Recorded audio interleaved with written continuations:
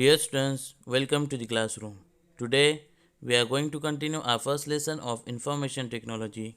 In previous lesson, we have learned about characteristics of computers, and in this video, we will learn about computer memory. Dear students, you may like to know how a computer can read and remember so many things. Well, it is quite simple. Like human beings, the computer also has a memory. The computer memory stores all the data and instructions required by the computer. There are two types of computer memory, namely primary memory and secondary memory. Primary memory. The primary memory, also known as the internal memory or main memory, is the memory that stores data and instruction for processing. It communicates directly with the CPU. There are two types of primary memory, RAM and ROM. RAM, Random Access Memory. Random access memory stores the data and programs that are currently being used by the computer, so that they can be quickly accessed by the processor. The RAM can be read from the written onto. Therefore, it is also known as the read or write memory. Its contents are lost when the power supply is turned off. ROM, Read-Only Memory. Read-only memory stores startup instruction for booting the computer system. The ROM can only be read from and not written onto. Information on the ROM is permanently stored and cannot be modified or altered.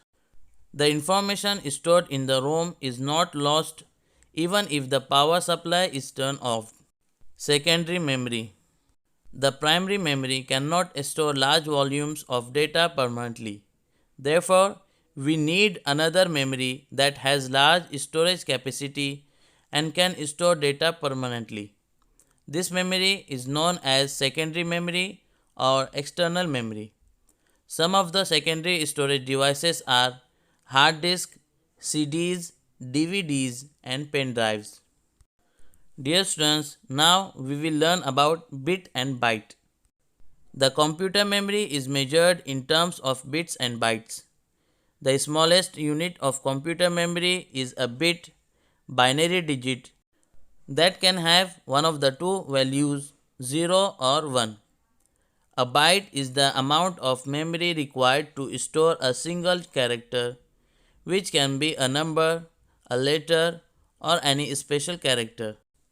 A bit is denoted by small b and a byte is denoted by capital B. For example, to store the word play, 4 bytes or 32 bits are required. Let's see in a table. 1 byte is equal to 8b, 1 kilobyte means 1 KB is equal to 1024 B.